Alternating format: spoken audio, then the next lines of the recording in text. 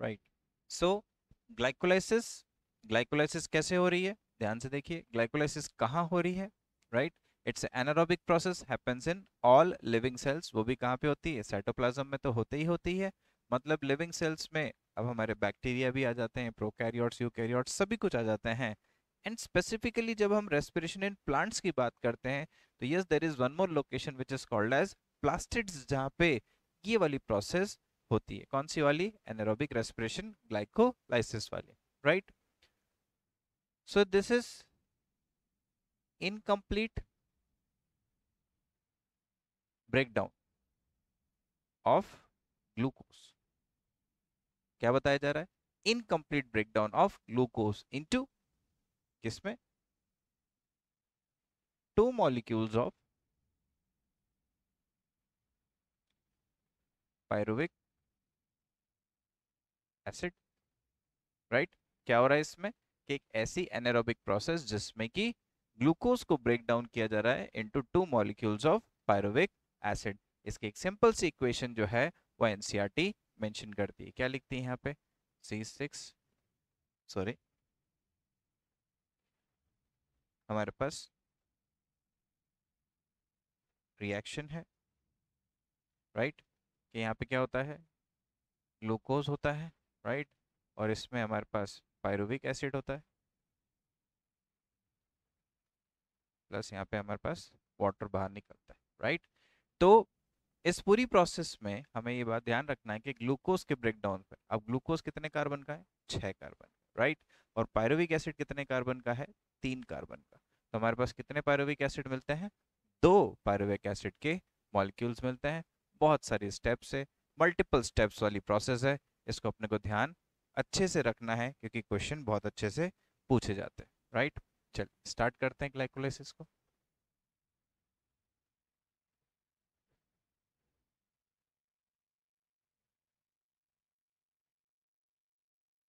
अगर हमें ग्लाइकोलाइसिस को बहुत सिंप्लीफाइड तरीके से पढ़ना है तो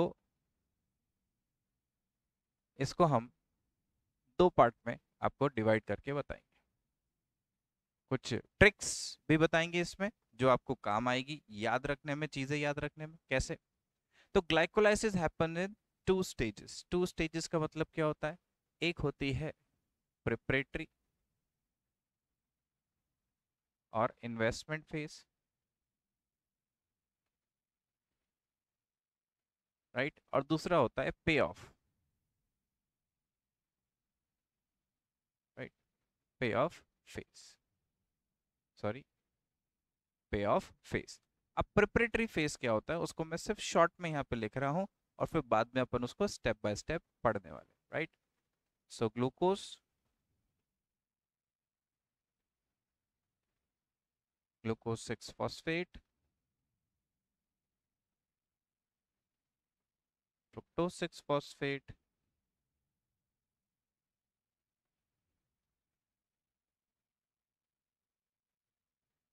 fructose 1 6 बिसफॉस्फेट, एंड देन उसके बाद इसका ब्रेक डाउन इनटू वेस्टरडीहाइड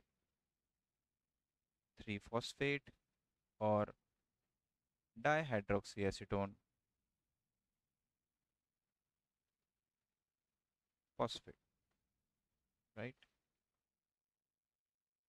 तो ये वाला जो है ये है इन्वेस्टमेंट फेज। अब इन्वेस्टमेंट क्या क्या चीजें होती है, कैसे कैसे होती है, उसको भी अपन डिटेल में देखने वाले सारी चीजें। यहाँ पे एंजाइम भी लिख रहा हूँ मैं अभी,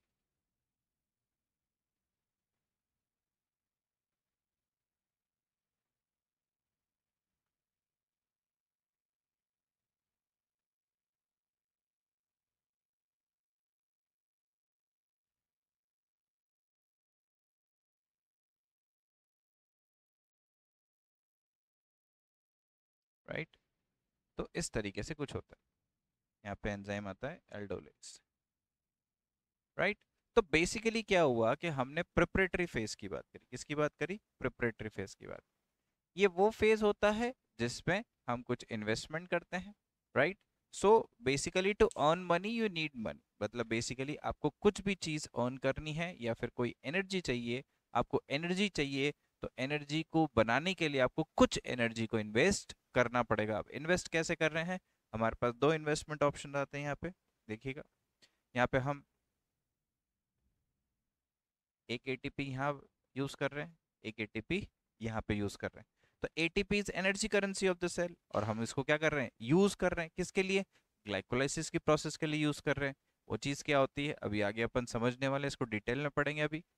पे ऑफ फेज बेसिकली क्या होता है कि हमारे पास ग्लिसरॉल्डिहाइड,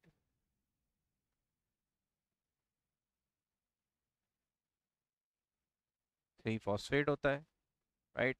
इसके दो मॉलिक्यूल्स होते हैं, सारे के सारे दो मॉलिक्यूल्स होते हैं, वन थ्री बिस फॉस्फो ग्लिसरिक एसिड में कन्वर्ट होता है ये। फिर उसके बाद थ्री फॉस्फो ग्लिसरिक एसिड में कन्वर्ट होता है, टू फॉस्फो ग्लिसरिक एसिड में कन्वर्ट होना। फिर उसके बाद phosphoenolpyruvate, and then last is pyruvic acid. ये सबके कितने मॉलिक्यूल्स चल रहे हैं, टू मॉलिक्यूल्स ईच। व्हाई, क्योंकि यहाँ पे हमारे पास दो मॉलिक्यूल्स थे, वो भी मैं आपको आगे बताने वाला हूँ, राइट। Glyceraldehyde three phosphate. अब यहाँ इस प्रोसेस में इसको बोल रहे हैं क्या, पे ऑफ फेस। क्या बोल रहे हैं इसको, पे ऑफ फेस। पे ऑफ का मतलब क्या, जो हमने इन्वेस्टमेंट किया था, अब इन्वेस्टमेंट का क्या रिटर्न मिल रहा है हमें, वो हमें यहाँ पे ध्यान से देखना है। रिटर्न में हमें क्या मिला, यहाँ पे हमारे पास बनता है क्या, NAD प्लस आता है, और यहाँ पे हमारे पास NADH.H प्लस, ये हमारे पास निकलता है। अब चूंकि दो थे तो दो होंगे ये। फिर उसके बाद यहाँ पे इस फेज में, यहाँ पे दो फॉस्फेट थे, यहाँ पे एक बचा, तो यहाँ पे हमारे पास ADP आता है, और यहाँ पे ATP बनता है, ये भी दो ADP ATP की बात हो गई। फिर उसके बाद यहाँ फॉस्फेट से ये फॉस्फोइनोल फॉस्फोरेट पायरुवेट वाला ही है। इस लास्ट स्टेप पे फिर से हमारे पास दो ADP आते हैं और दो ATP फॉर्म होते हैं, राइट। तो इन शॉर्ट अभी मैं आपको सिर्फ इतना बताना चाह रहा हूँ कि पे ऑफ फेज में हमें क्या मिला, हमने दो एटीपी का इन्वेस्टमेंट किया था। कितने एटीपी का इन्वेस्टमेंट किया था, ध्यान से सुनिएगा। दो एटीपी का इन्वेस्टमेंट किया था यहाँ पे, एक यहाँ पे, एक यहाँ पे। अब हमें मिल क्या कह रहा है, यहाँ पे दो NADH2 मिल रहे हैं, यहाँ पे दो ATP मिल रहे हैं, यहाँ पे नीचे लास्ट स्टेज पे हमें फिर से क्या मिल रहे हैं, दो ATP मिल रहे हैं। तो ओवरऑल अगर हम बात करते हैं तो टोटल हमें इस फेज में, पे ऑफ फेज में, जितना हमने इन्वेस्ट किया था उससे कुछ ज्यादा अमाउंट यहाँ पे हमको मिल रही है। दिस इज कॉल्ड एज पे ऑफ फेज, राइट। चल अब इस वाले प्रिपरेटरी फेज को अपन ध्यान से और अच्छे से पढ़ेंगे।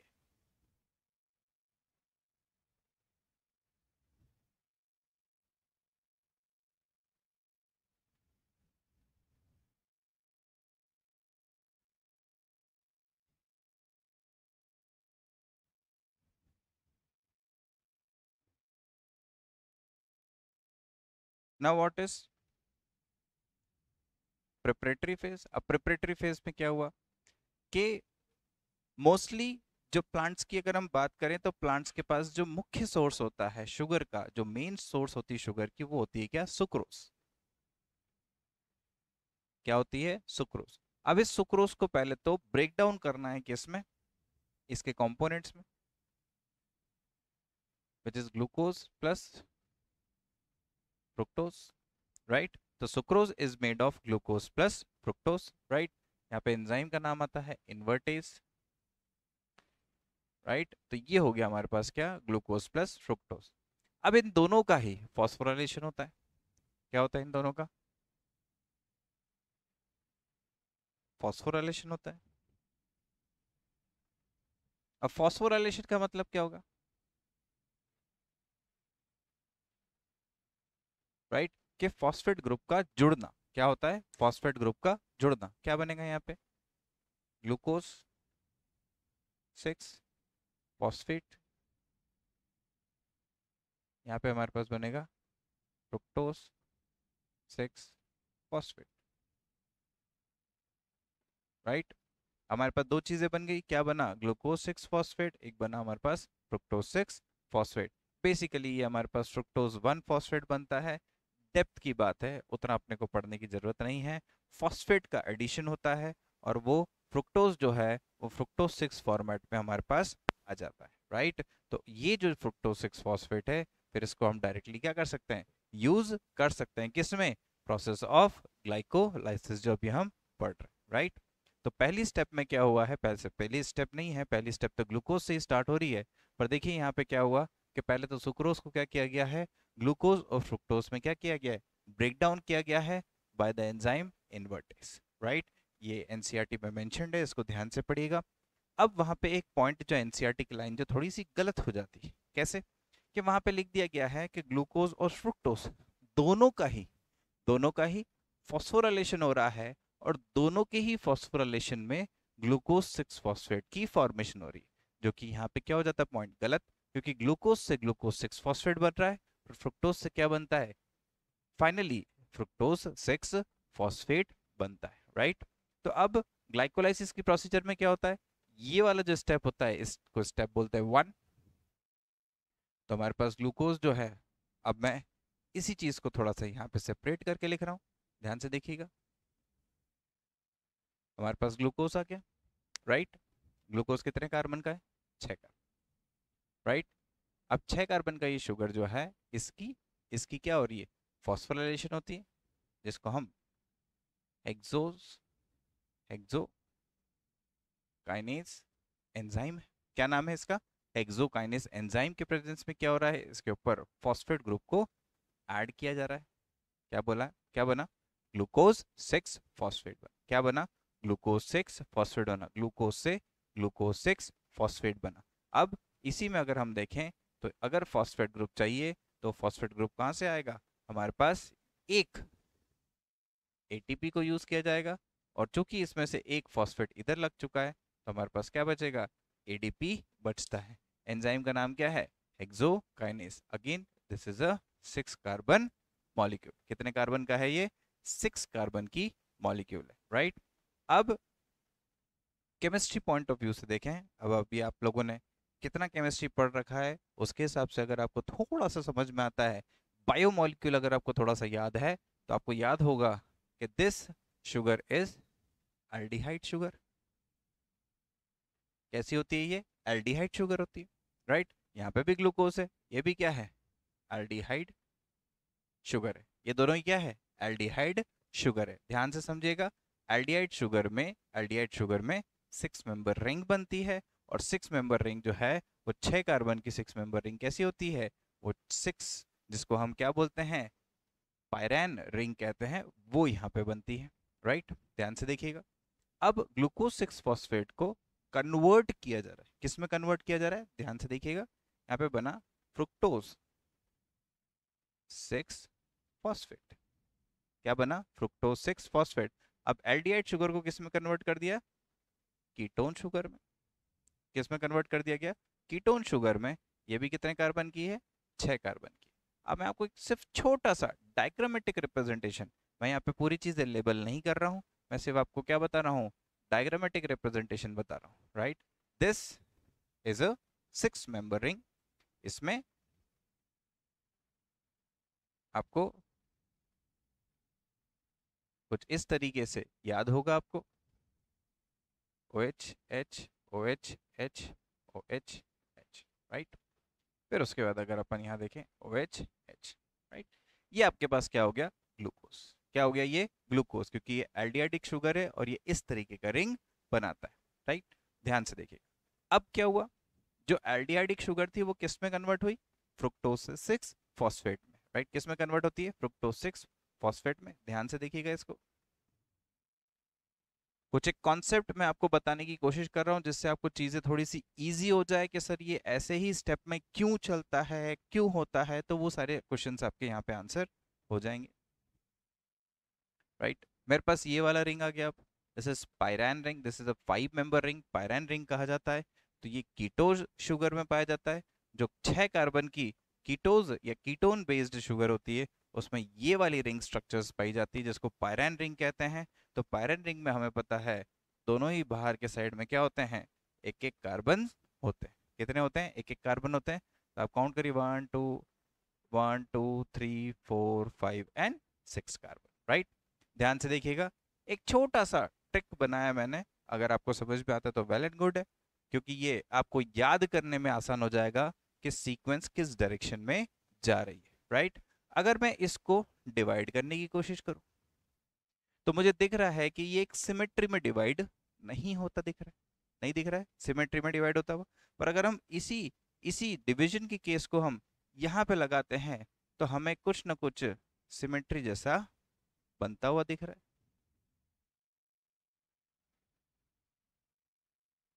एक सिमेट्री जैसा बनता हुआ दिख रहा है यहाँ पे हमें।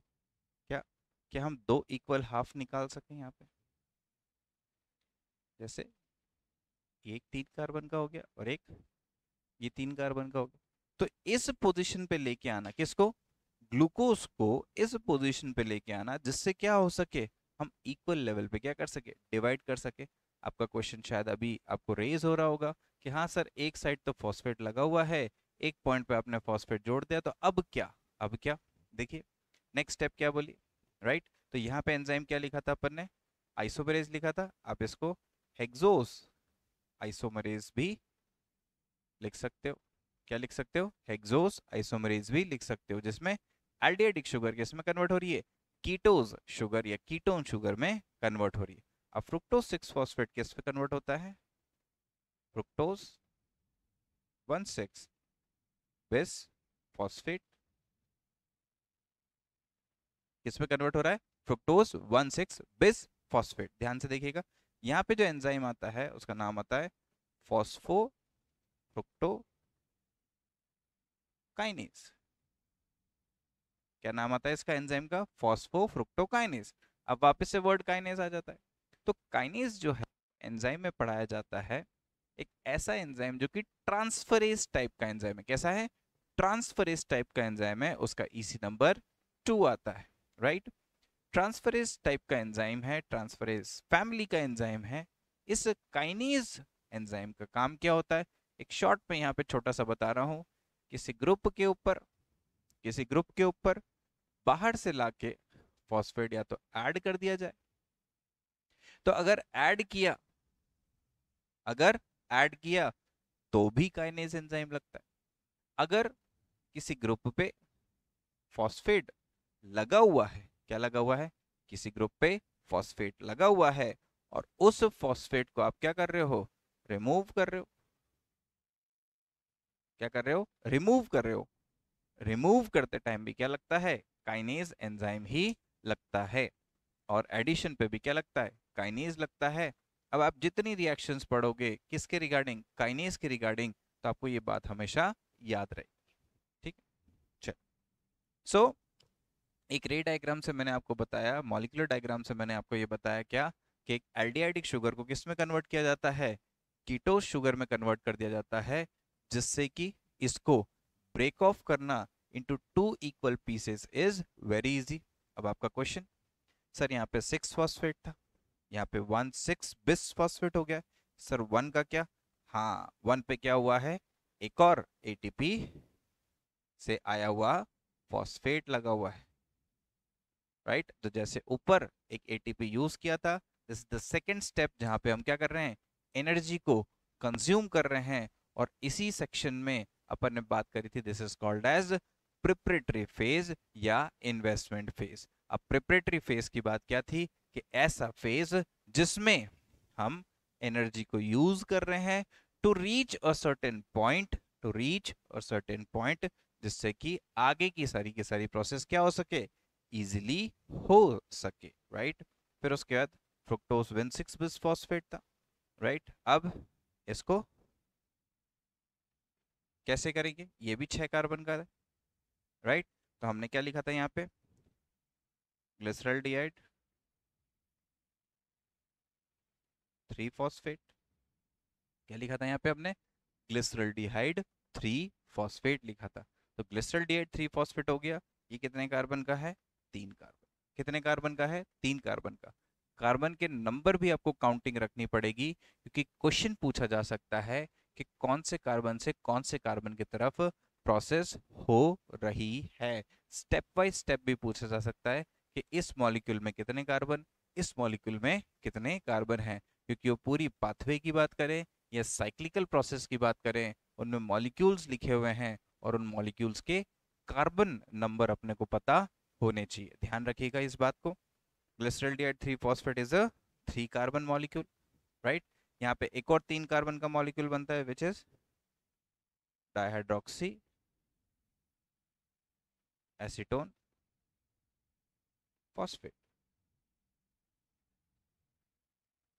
ठीक है, तो क्या होता है, अब ये क्या है, गैप, ग्लिसरॉल्डिहाइड फॉस्फेट गैप और डैप, तो डाइहाइड्रोक्सी एसीटोन फॉस्फेट, तो गैप डैप। तो ये दो जो है ये भी कितने कार्बन का है, 3 कार्बन का है। इसमें एंजाइम का जो यूज आता है वो है एल्डोलेस, राइट। तो यहाँ तक अपने को जो है प्रिपरेटरी फेस होती है। इसमें एक 6 कार्बन का जो शुगर ग्लूकोज से स्टार्ट किया था, अब हम 3 कार्बन के 2 शुगर्स तक आ चुके हैं। और 3 कार्बन के 2 शुगर्स का नाम क्या है, ग्लिसरॉल्डिहाइड 3 फॉस्फेट और डाइहाइड्रोक्सी एसीटोन फॉस्फेट। अब आपको ध्यान से समझ में आ रहा होगा, दोनों में ही क्या है, 3 कार्बन हैं और 3 कार्बन है, एक एल्डिहाइड लिखा, एक कीटोन लिखा। तो yes they are functional group isomers. इनको हम आइसोमेरिज्म से क्या कर सकते हैं, कन्वर्ट एक दूसरे में कर सकते हैं। तो हमारे पास ये वाली जो रिएक्शन है ये एक रिवर्सिबल रिएक्शन एनसीईआरटी मेंशन करती है। और यहाँ पे अपने पास एंजाइम का नाम जो है वो है ट्रायोस फॉस्फेट आइसोमरेज। क्या नाम है इसका, ट्रायोस फॉस्फेट आइसोमरेज। ये एक ऐसा एंजाइम है जो जो क्या करेगा, इस डाइहाइड्रोक्सीस्टोन फॉस्फेट को ग्लिसरॉल्डिहाइड 3 फॉस्फेट में कन्वर्ट करेगा। ध्यान से सुनिएगा, क्यों करना है ये जरूरी है। रीजन है क्या, कि डाइहाइड्रोक्सी एसीटोन फॉस्फेट कभी भी आगे नहीं जा सकता, इसकी प्रोसेसिंग आगे नहीं हो सकती। पर प्रोसेसिंग किसकी होती है, ग्लिसरॉल्डिहाइड 3 फॉस्फेट की प्रोसेसिंग होती है। तो हमारे पास अगर कोई भी डैप मॉलिक्यूल बन रहा है, डाइहाइड्रोक्सी एसीटोन फॉस्फेट बन रहा है, तो हमें क्या करना पड़ेगा, इसको ग्लिसरॉल्डिहाइड 3 फॉस्फेट में कन्वर्ट करना ही पड़ेगा। और कन्वर्ट करेंगे तो ही आगे प्रोसेस बढ़ पाएगी, नहीं तो प्रोसेस बढ़ेगी नहीं, राइट। तो यहाँ तक आपको समझ में आया।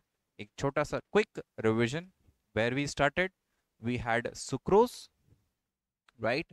तो जो प्लांट्स का जो मेजर जो फूड होता है वो सुक्रोज के फॉर्म में ट्रैवल करता है, बिकॉज जो स्टार्च होता है वो तो प्लास्टिड्स में क्या हो जाता है, स्टोर हो जाता है और वो प्लास्टिड से बाहर नहीं निकल रहा है। पर जो घूमने वाला जो सप्लाई है, जो न्यूट्रिएंट है, वो न्यूट्रिएंट क्या होता है, सुक्रोज होता है। उसी सुक्रोज को क्या किया गया है, पहले इन्वर्टेज एंजाइम की मदद से उसको ग्लूकोज और फ्रुक्टोज में ब्रेक डाउन किया गया। क्या किया गया है, ग्लूकोज और फ्रुक्टोज में ब्रेक डाउन किया गया है, राइट। यहाँ पे एक और छोटा सा कॉन्सेप्ट है, वो भी मैं अभी आपको बताता हूँ, ठीक है। ग्लूकोज, अब ग्लूकोज की जो पाथवे अपन जो ग्लाइकोलाइसिस की पाथवे पढ़ रहे हैं, उसका पहला स्टेप क्या है कि हमारे पास ग्लूकोज आया, ग्लूकोज को हेक्सोकाइनेज एंजाइम की मदद से हमने उसको ग्लूकोज 6 फॉस्फेट में कन्वर्ट किया, राइट। तो हमारे पास पहला सबस्ट्रेट क्या था, ग्लूकोज था। उस ग्लूकोज को इस एंजाइम की मदद से एटीपी का यूज करके किस में कन्वर्ट किया, ग्लूकोज 6 फॉस्फेट में कन्वर्ट किया, राइट। इसी 6 कार्बन एल्डिहाइडिक शुगर को हमने 6 कार्बन कीटोज शुगर में, जिसका नाम फ्रुक्टोज 6 फॉस्फेट होता है, उसमें कन्वर्ट किया। और मैंने आपको जो मॉलिक्यूलर डायग्राम है या फिर जो मॉलिक्यूल का जो स्ट्रक्चर है उसके बेसिस पे एक पॉइंट समझाने की सिर्फ कोशिश करी है कि ऐसा शायद क्यों हो रहा है कि हमारे पास सिमेट्री जैसी कोई चीज आ जाए तो उसको ब्रेक करना इक्वल पार्ट्स में क्या हो जाएगा, इजी हो जाएगा, राइट। फ्रुक्टोज 6 फॉस्फेट से क्या बन रहा है, अब नेक्स्ट बैलेंस करना है, फ्रुक्टोज 6 बिस फॉस्फेट। अब फ्रुक्टोज 1,6 बिस फॉस्फेट जो बना है ये की स्टेप है, कौन सी वाली, ये वाली, राइट। ग्लूकोज से ग्लूकोज 6 फॉस्फेट बनना, ये पहला स्टेप है, राइट।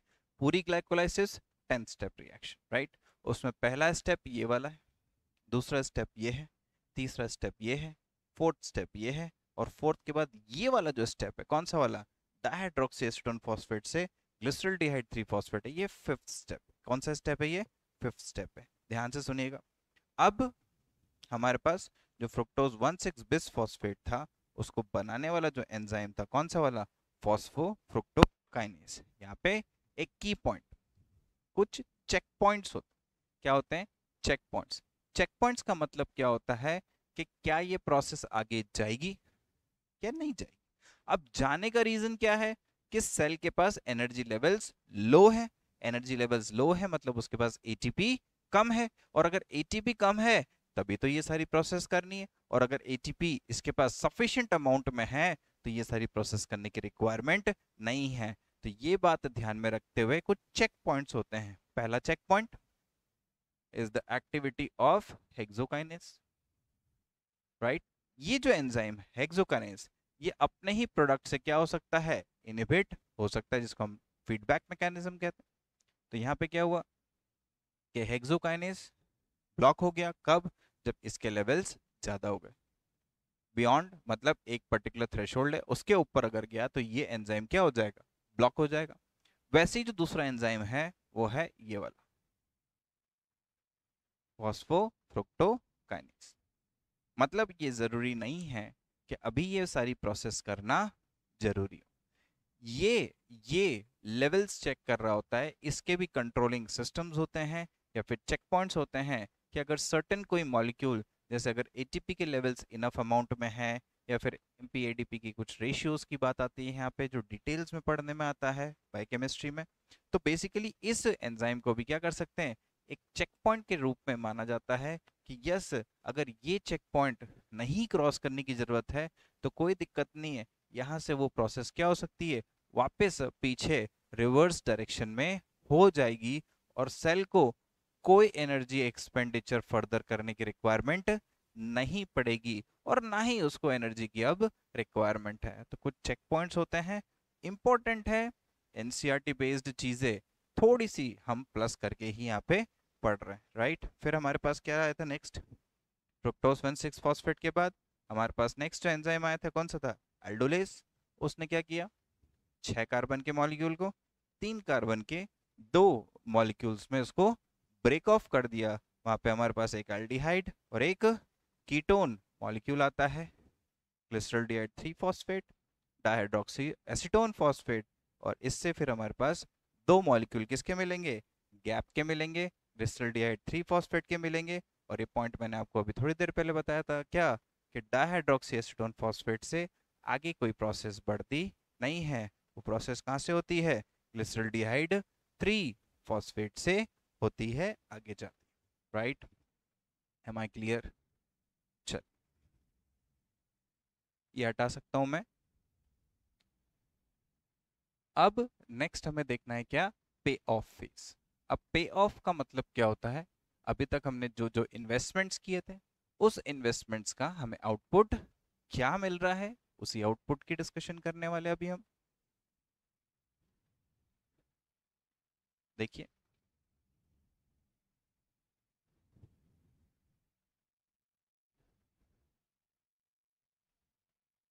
अब पे ऑफ फेज क्या होता है, पे ऑफ फेज,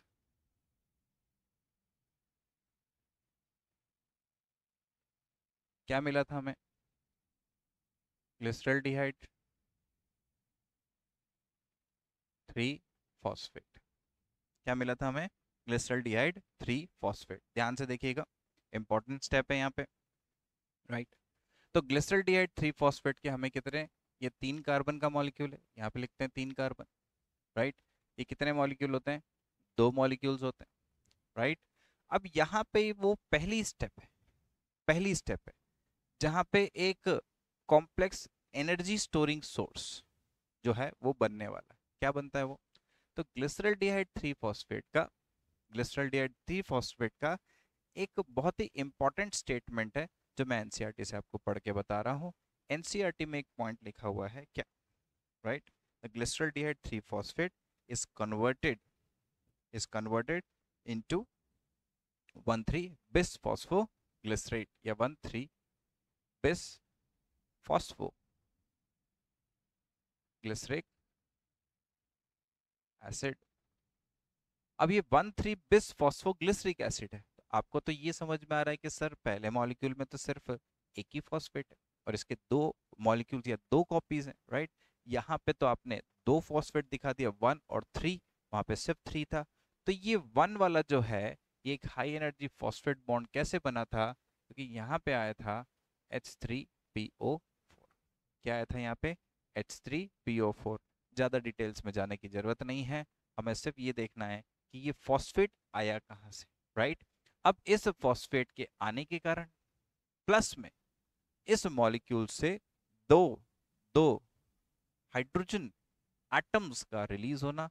हाइड्रोजन एटम्स का मतलब ये हो गया कि हाइड्रोजन आयन प्लस इलेक्ट्रॉन्स की बात कर रहे हैं। उसके लिए टिपिकल टिपिकल केमिस्ट्री का वर्ड जो एनसीईआरटी मेंशन करती है वो क्या है? The release to redox equivalents. क्या रिलीज करते हैं ये? टू रेडॉक्स इक्विवेलेंट्स रिलीज करते हैं। और उसी रेडॉक्स इक्विवेलेंट को कलेक्ट कौन करता है? Na+ आता है, राइट। अब Na+ को आपने दूसरे चैप्टर्स में शायद पढ़ा हो, वहां पे क्या कि NAD NADP ये सब क्या होते हैं? ये इलेक्ट्रॉन एक्सेप्टर्स होते हैं। क्या होते हैं ये? इलेक्ट्रॉन एक्सेप्टर्स होते हैं। तो ये इलेक्ट्रॉन के साथ साथ क्या लेके जाएगा? H+ लेके जाएगा और NADH.H+ की फॉर्मेशन कर रहा है। क्या बना यहाँ पे? NADH2 बोलते हैं या NADH.H+ कहते हैं। कितने मॉलिक्यूल्स चल रहे थे? दो मॉलिक्यूल्स चल रहे थे, राइट। कितने कार्बन की मॉलिक्यूल है? यहाँ पे 3 है, तो यहाँ पे भी क्या होगी? 3 कार्बन का ही मॉलिक्यूल होगा। कितने NAD आने चाहिए? 2 NAD और 2 NADH.H+ बन रहा है, राइट। यहाँ पे एंजाइम का नाम क्या रहेगा? Glyceraldehyde dehydrogenase. क्या नाम है इसका एंजाइम का? Glyceraldehyde dehydrogenase. इस एंजाइम का नाम आपके सामने आ जाता है, राइट। Glyceraldehyde 3 phosphate dehydrogenase. पूरा सबस्ट्रेट ले लो और डिहाइड्रोजनेस की प्रोसेस, राइट। अब हमारे पास क्या मिल गया? 1,3 बिस फॉस्फोग्लिसरिक एसिड, ठीक है। अब इसमें नेक्स्ट स्टेप जो है बहुत इंपॉर्टेंट है। इस स्टेप पे सबस्ट्रेट लेवल फॉस्फोराइलेशन, क्या लिखते हैं? सबस्ट्रेट लेवल फॉस्फोराइलेशन एक ऐसी मेथड जिससे डायरेक्ट एटीपी फॉर्मेशन होता हो। डायरेक्ट फॉस्फेट ग्रुप जो है वो एडीपी से जुड़ रहा है। कैसे जुड़ रहा है? ध्यान से देखिएगा। 1,3 था, अब हमारे पास बचेगा 3 फॉस्फोग्लिसरिक एसिड। क्या बचा हमारे पास? 3 फॉस्फोग्लिसरिक एसिड। यहाँ पे हमारे पास क्या होगा? जो एटीपी जो हमें निकालना है, ऑब्वियसली ये 3 कार्बन का है। यहाँ पे हमारे पास क्या आता है? एडीपी आता है। कितने एडीपी आएंगे? 2 एडीपी। कितने एटीपी बाहर होंगे? 2 एटीपी बाहर हो रहे हैं। तो this is first substrate level phosphorylation. मतलब आप इतना शॉर्ट में मान लो कि हमको जो एनर्जी की रिक्वायरमेंट होती है एटीपी के फॉर्म में, वो पहली बार हमें ग्लाइकोलाइसिस में इस स्टेज पे निकलती हुई दिख रही है कि पहली बार एटीपी मिला है। और इस का जो एंजाइम का नाम है उसका नाम है फॉस्फोग्लिसरेट काइनेज। क्या लिखा है? Phosphoglycerate kinase. अभी जस्ट थोड़ी देर पहले यहाँ पे क्या बताया था मैंने कि जब फॉस्फेट ग्रुप की एडिशन होगी तो भी काइनेज आएगा, जब फॉस्फेट ग्रुप की रिमूवल होगी तो भी क्या आएगा? काइनेज आएगा। यहाँ पे एग्जिस्टिंग मॉलिक्यूल से क्या किया जा रहा है? फॉस्फेट को रिमूव किया जा रहा है। क्यों? क्योंकि जो फर्स्ट पोजीशन पे जो फॉस्फेट जुड़ी हुई थी वो एक हाई हाई एनर्जी बॉन्ड था, और जब वो बॉन्ड टूटता है तो यहाँ पे हमारे पास क्या होता है? एक दूसरा, उस एनर्जी को कवर करने के लिए एक दूसरा मॉलिक्यूल बच जाता है जिसको क्या बोलते हैं हम? ATP और वो कितने बन रहे हैं, 2 मॉलिक्यूल बन रहे हैं, राइट। नेक्स्ट, अब 3 फॉस्फोग्लिसरिक के एसिड के बाद 2 फॉस्फोग्लिसरिक एसिड बन रहा है, राइट। और 2 फॉस्फोग्लिसरिक एसिड के बाद यहाँ पे फॉस्फोइनॉल, पाइरुवेट की फॉर्मेशन हो रही है। यहाँ पे म्यूटेज एंजाइम आता है, यहाँ पे एनोलेज एंजाइम आता है, राइट। लास्ट लास्ट स्टेप जो होती है वो इंपॉर्टेंट है, क्योंकि इसी फॉस्फोइनॉल पाइरुवेट से अब क्या मिल रहा है हमें, पायरुविक एसिड, जो हम स्टार्टिंग से देखते आ रहे हैं या पढ़ते या सुनते आ रहे हैं क्या, कि एक ग्लूकोज मॉलिक्यूल जब ब्रेक होता है, कंप्लीट ग्लाइकोलाइसिस जब होती है, कंप्लीट ग्लाइकोलाइसिस जब होती है, तो क्या बनता है, पायरुविक एसिड बनता है। कितने कार्बन होंगे, 3 कार्बन। यहाँ पे भी कितने कार्बन होंगे, 3 कार्बन। यहाँ पे भी कितने कार्बन होंगे, 3 कार्बन, राइट। तो ये सब क्या हो गई, 3 कार्बन के मॉलिक्यूल्स हैं। कितने कितने मॉलिक्यूल्स होंगे, 2 मॉलिक्यूल्स होंगे सभी के। कितने मॉलिक्यूल्स होंगे, 2 मॉलिक्यूल्स ईच होंगे। मतलब एक ग्लूकोज को आप कंप्लीट ग्लाइकोलाइसिस प्रोसेस जब खत्म करते हो तो आपको क्या मिलेंगे, 2 मॉलिक्यूल्स मिलेंगे, 3 कार्बन के पायरुविक एसिड। अब आपका ध्यान किधर जाना चाहिए, जाना चाहिए आपके पास क्या, कि इसमें फॉस्फेट था, इसमें फॉस्फेट नहीं है, यस राइट। यहाँ पे 2 एडीपी आते हैं और यहाँ पे क्या निकलता है, 2 एटीपी बाहर निकल रहा है। क्या निकल रहा है, 2 एटीपी यहाँ पे क्या निकल रहा है, बाहर निकल रहा है। तो ये भी एक ऊपर के जैसे क्या हो रहा है, सबस्ट्रेट लेवल। तो ये क्या हो गया, सेकेंड सबस्ट्रेट लेवल फॉस्फोराइलेशन हो रहा है। क्या हो रहा है यहाँ पे, सेकेंड सबस्ट्रेट लेवल फॉस्फोराइलेशन हो रहा है। And this thing explains what, यहाँ पे 2 एटीपी बन रहे हैं, यहाँ पे 2 एटीपी बन रहे हैं, तो टोटल हमें क्या मिल रहे हैं, 4 एटीपी मिल रहे हैं। कितने मिल रहे हैं, 4 एटीपी मिल रहे हैं। बट नॉट जस्ट 4 एटीपी, हमारे पास एक दो हाई एनर्जी मॉलिक्यूल्स हैं, जिसके पास जब इसको हम प्रोसेस करते हैं माइटोकॉन्ड्रिया के मैट्रिक्स में जाके, जो ईटीएस पाथवे है या ईटीएस चेन है, इलेक्ट्रॉन ट्रांसपोर्ट चेन है, वहाँ पे जब इसको यूटिलाइज करते हैं तो इससे भी हमें each molecule as per NCERT 3 ATP हमें क्या होता है, गेन होता है। अगर एक्चुअल वर्ड्स में देखें तो वहाँ पे सिर्फ 2.5 एटीपी गेन होता है, पर वो डिबेटेबल है। एनीवेज हमें तो एनसीईआरटी बेस्ड ही डेटा को याद रखना है। तो टोटल हमारे पास क्या हो गए, 2 NADH2 मिले, 2 NADH.H प्लस।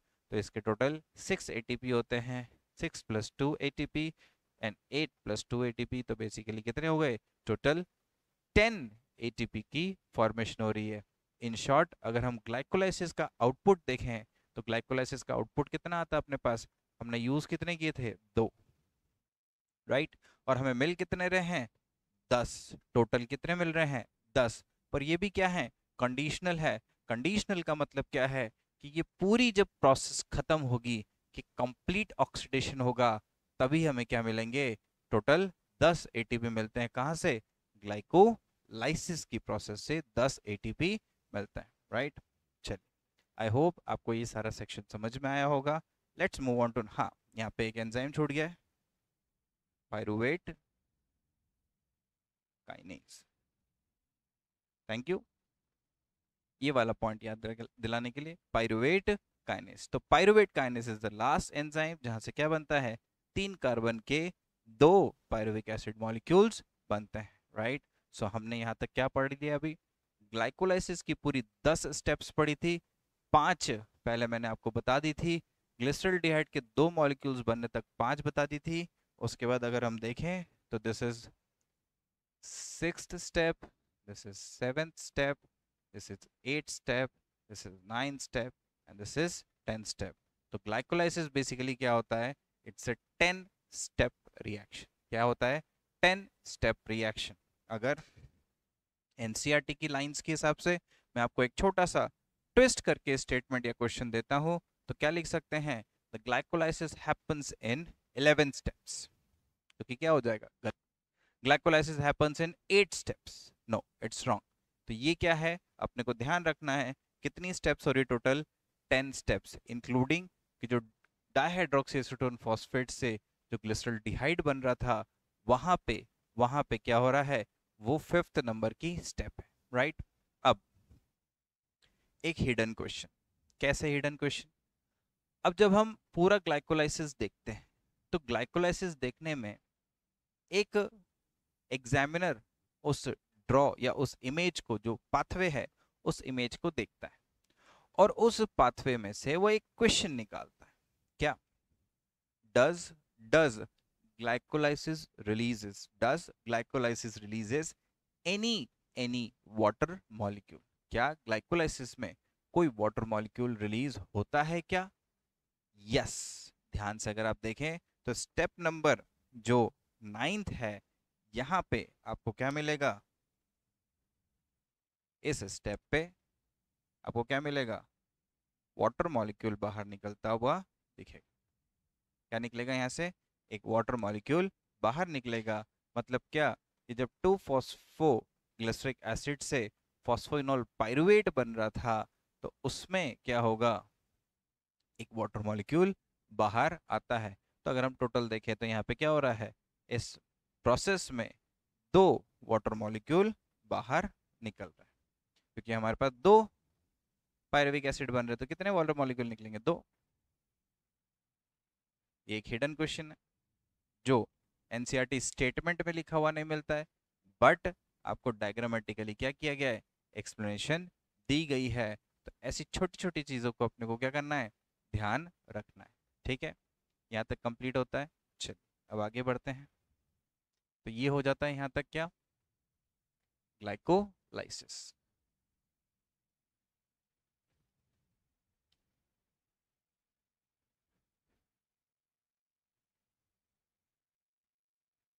अब ग्लाइकोलाइसिस के बाद जो नेक्स्ट होती है, कि अब ग्लाइकोलाइसिस के बाद जो पाइरुवेट बना उसका क्या? तो पाइरुवेट के पास मल्टीपल ऑप्शंस। कैसे? देखिए, पाइरुवेट बना तो पाइरुवेट दो मेजर चीजों की तरफ जा सकता है। एक बोलते हैं हम एरोबिक, क्या बोलते हैं हम, एरोबिक रेस्पिरेशन, जिसको हम क्या बोल रहे हैं, कंप्लीट ब्रेकडाउन। क्या बोल रहे हैं हम इसको, कंप्लीट ब्रेकडाउन। किस में ब्रेकडाउन हो रहा है वो, CO2 plus H2O plus H2O plus energy. ठीक है, मतलब ये एरोबिक रेस्पिरेशन या कंप्लीट जो ब्रेकडाउन है, ये जो नेक्स्ट प्रोसेस पाइरुवेट के बाद की जो होती है, वो सारी कहाँ पे होती है, आपकी माइटोकॉन्ड्रिया में होती है। कहाँ होती है ये, माइटोकॉन्ड्रिया में होती है। अब ये तो रहा एरोबिक रेस्पिरेशन। एरोबिक रेस्पिरेशन में किसकी जरूरत पड़ती है, ऑक्सीजन की जरूरत पड़ती है, राइट। अब इसी में अगर हम देखें तो दूसरा क्या होगा, एनारोबिक रेस्पिरेशन। क्या होता है एनारोबिक रेस्पिरेशन, लैक O2। ये वो रेस्पिरेशन है जिसमें O2 की जरूरत नहीं पड़ती है, और स्पेसिफिकली ये तब होता है जब O2 नहीं होती, राइट। अब इसमें भी हमारे पास दो चीजें हैं, राइट। तो अगर हम ईस्ट सेल की बात करते हैं, ईस्ट सेल जो है वो क्या कर रहा है, एनारोबिक रेस्पिरेशन कर रहा है। इसी का दूसरा नाम जो है हम क्या बोलते हैं, फर्मेंटेशन। क्या बोलते हैं इसको हम, फर्मेंटेशन। अब ईस्ट सेल क्या करता है, ईस्ट सेल बेसिकली क्या करता है, पायरुविक एसिड को, जो ग्लाइकोलाइसिस से पायरुविक एसिड बनी थी, उसको एक्चुअली 2 स्टेप्स में क्या करता है, 2 स्टेप्स में 2 एंजाइम्स यहाँ पे काम कर रहे होते हैं। तो हमारे पास 2 प्रोडक्ट्स मिलते हैं। क्या मिलता है, एक अल्कोहल मिलता है। तो अल्कोहल को बनाने वाले एंजाइम का नाम होता है अल्कोहल डिहाइड्रोजिनेज। क्या होता है अल्कोहल को बनाने वाले का नाम, एंजाइम का नाम जो होता है वो होता है अल्कोहल डिहाइड्रोजिनेज। एनसीईआरटी मेंशन करती है। दूसरा जो होता है CO2, दूसरा क्या होता है CO2, इसको बनाने वाले का काम जो है वो है पायरुवेट डी कार्बोक्सिलेज। पायरुवेट को बनाने वाले का नाम क्या है, पायरुवेट से सॉरी CO2 बनाने वाले का नाम क्या है, पायरुवेट डी कार्बोक्सिलेज है। मतलब अगर ईस्ट सेल से पायरुविक एसिड को प्रोसेस करोगे तो आपको क्या मिलेगा, अल्कोहल प्लस CO2। तो अल्कोहल 2 कार्बन की, CO2 1 कार्बन, ये 3 कार्बन का मॉलिक्यूल, और आपको क्या मिल रहा है यहाँ पे, ये प्रोडक्ट्स मिल रहे। इसमें जो हमारे पास NaDH2 बना था, कौन सा NaDH.H+ जो है उसको यूज कर रहे हैं, और फिर से क्या हो रहा है NAD+ में वो कन्वर्ट हो जा रहा है। तो जो पहली ग्लाइकोलाइसिस की पूरी प्रोसेस में जो हमने NADH.H+ बनाया था उसको क्या किया गया है, वापस से रीयूज कर लिया गया है, राइट।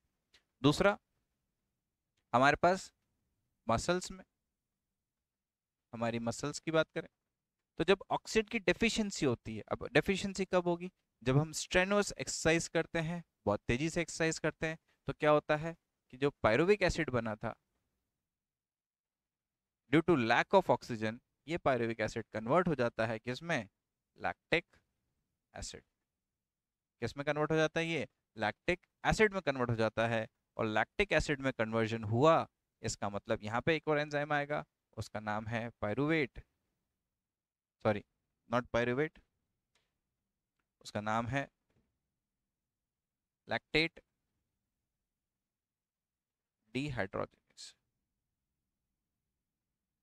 क्या नाम है इसका, लैक्टेट डिहाइड्रोजनेस, जिससे क्या बनता है, लैक्टिक एसिड बनता है। जो हम बोलते हैं कि मसल में स्पाज्म हो गया है, तो मसल में स्पाज्म बेसिकली क्या होता है कि लैक्टिक एसिड की क्या हो जाती है, डिपोजिशन हो जाती है। और इस पायरुविक एसिड के बनने के प्रोसेस में भी क्या होता है, जो NADH.H+ बना था वो वापस से किस में कन्वर्ट हो जाता है, NAD+ में कन्वर्ट हो जाता है।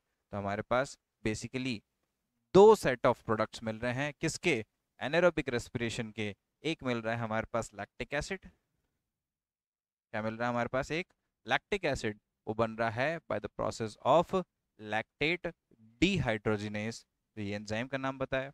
फिर अगर ईस्ट सेल की बात करते हैं, तो ये जब एनारोबिक रेस्पिरेशन कर रहा होता है, कंडीशंस ऐसी मिली हुई हैं उसको कि वो क्या करता है, अल्कोहल और CO2 की फॉर्मेशन करता है। उसमें 2 एंजाइम्स के नाम है, अल्कोहल डिहाइड्रोजिनेस और पायरुवेट डी कार्बोक्सिलेज। ध्यान रखिएगा यहाँ पे वो अल्कोहल डी कार्बोक्सिलेज और पायरुवेट डिहाइड्रोजिनेस कर सकते हैं, और आपको ध्यान क्या रखना है, यहाँ पे अल्कोहल डिहाइड्रोजिनेस है और पायरुवेट क्या है, यहाँ पे पायरुवेट डी कार्बोक्सिलेज है। तो ये छोटे से टर्म्स जो होते हैं वो आपको थोड़े से ध्यान रखने पड़ेंगे, राइट। चलिए इसके बाद अपन नेक्स्ट लेक्चर में कंटिन्यू करते हैं। Thank you.